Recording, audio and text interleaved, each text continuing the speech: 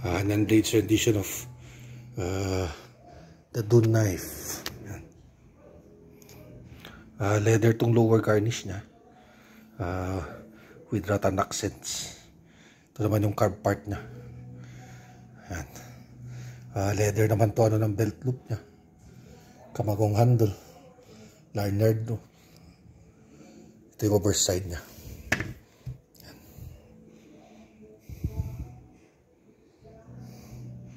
Leather pa rin. Minimik natin yung ostrich skin.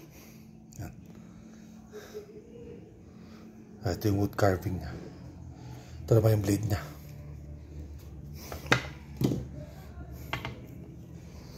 Yan. 13 1/2 inches long blade niya. Live tong front blade, live yung rear blade.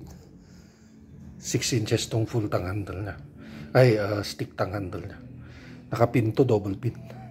Kamagong hilt.